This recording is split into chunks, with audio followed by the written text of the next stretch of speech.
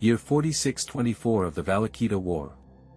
The Velani crossed the disputed sector on a precomputed inertial route, engines cold, running lights dark, hull temperature held 2 degrees above ambient. Radio silence had been maintained for 11 hours. Shakata stood at the secondary plotting table, cross-checking drift against the projected line. The numbers agreed, as they had every 20 minutes since the watch began. That was the discipline of a good transit, nothing worth noticing. Passive returns clean, said the sensor rating. Confirmed, Shakata said. Log it and rerun at the half hour. At 0347 the passive array recorded a faint distortion at extreme range, a shift in the stellar background too brief to classify, gone before the second sweep. It could have been debris. It could have been sensor noise off the outer hull plating. Shakata logged it as unresolved and continued down the checklist, because a transit officer who chased every flicker never finished a watch. By 0348 the distortion had not repeated. She noted the range, the bearing, and moved on.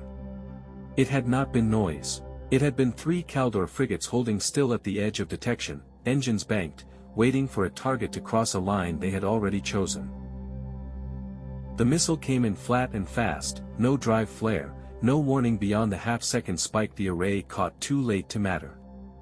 It struck the upper forward section, 30 meters ahead of the bridge, and the ship rang like something struck with a hammer from the inside. The forward compartments lost pressure in under 4 seconds. Emergency bulkheads slammed shut along Section 01 in their programmed sequence, sealing corridors that still had people in them. On the bridge, the gravity plating stuttered, failed on the forward half, and returned at 3/4 strength. Loose equipment drifted, then fell. Fire suppression gas vented into the command deck in a flat gray cloud, swallowing the consoles, the deck, the shapes of anyone still moving near the front stations. Captain, respond. Nothing. Command deck, respond. Nothing. Shakata, thrown from the plotting table, pulled herself along the rail toward the auxiliary station, coughing on suppressant. She tried the executive officer's channel. Silence. The navigators. Silence. Through it all, unmoved by any of it, the Velani continued along its original vector, toward the center of the Kaldor deployment, carrying its dead and its wounded forward at the exact speed it had held before the missile struck. Command authority did not pass to Shakata by declaration. It passed because auxiliary control was the only station still answering, and she was the one sitting at it.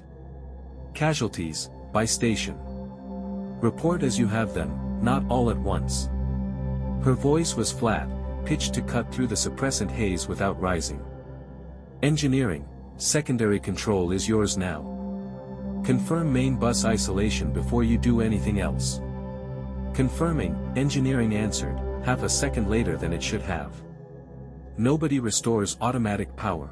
Not main systems, not gravity, not lighting beyond what you need to work. I want a list of what still functions. Nothing else matters yet.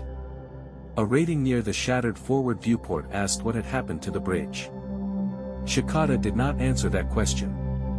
She gave him a task instead, seal check, frame 14, and he moved to do it, because it was easier to follow an order than to sit with the question. By the time the gas cleared enough to see the auxiliary display, 3 Kaldor frigates had resolved out of the dark, closing in loose formation, weapon stations open, in no hurry at all. The damage report reached Shakata in fragments over the next several minutes, each one worse than expected and none of them fatal on its own. Main engines, unavailable, fuel lines severed forward of the manifold. Long-range targeting, destroyed with the bridge. Forward hull, multiple breaches, sealed and holding.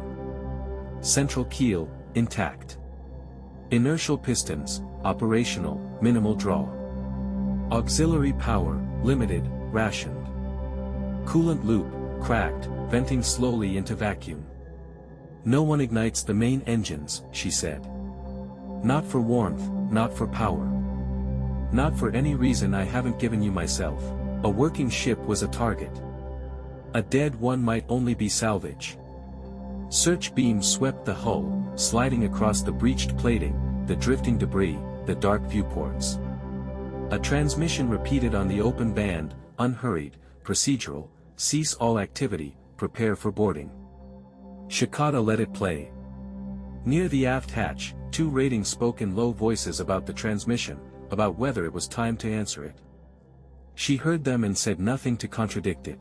Directly, she simply gave engineering its next task, and the one after that, until there was no room left in the compartment for that conversation to continue. Purge the coolant loop. Full vent, aft and dorsal. Release loose panel stock and cabin debris with it. 2-degree rotation on the long axis as it clears, slow.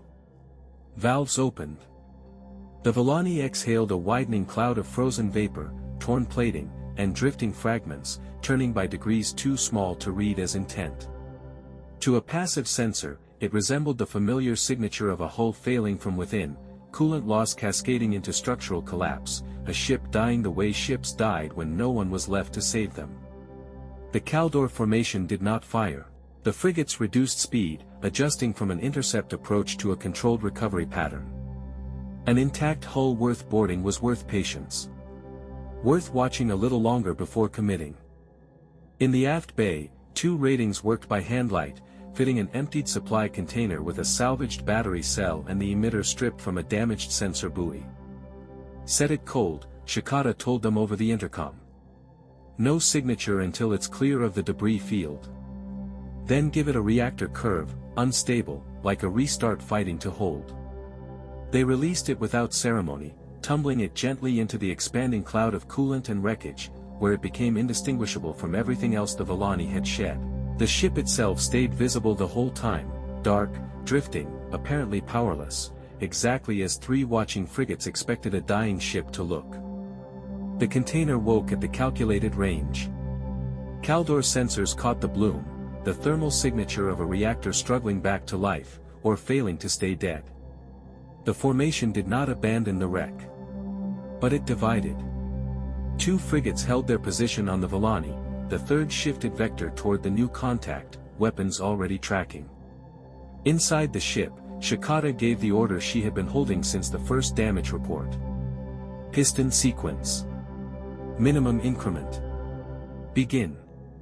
The inertial pistons had never been designed for escape. They were docking machinery, used to align the Velani with orbital stations without firing her main drives. Each stroke could move a ship of her mass by little more than centimeters against a berth. They had almost no speed and almost no power. Through the hull came their slow mechanical knock, spaced seconds apart. No burn. No visible thrust. To any sensor still watching, each tiny adjustment resembled further rotation from unrepaired damage. Over several minutes, almost nothing accumulated. The Velani's vector shifted by a fraction of a degree. It was enough. Kaldor fired on the decoy. The false signature collapsed, confirmed as false, and the formation began correcting its assessment, too late to recover the geometry it had already given away. The Velani had crossed the point past which recapturing it would cost the frigates their own coherence. Seconds. That was all the maneuver had bought Shakata. They were sufficient. Shakata authorized only the power required for navigation and auxiliary control. No engines. The Velani continued outward on the vector it had never truly lost, and the lights of the Kaldor formation shrank and dimmed behind it. Damage report, she said. And the names of the dead, before we make port. I want them ready.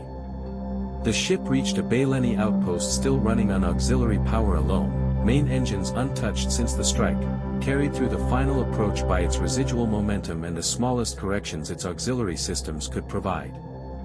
There was no ceremony. In a gray logistics office, Shakata handed over the casualty list and the maneuver record. An administrator read both without expression and processed the data in silence, then returned the chip. Command codes updated, Captain. Shakata took it without a word and walked back toward the dock. The ship's own log carried no such formality. It recorded only a timestamp, a bulkhead sequence, and the moment auxiliary control had become the only station still answering, the exact second, unremarked by anyone at the time, when the Velani had passed into Shakata's hands.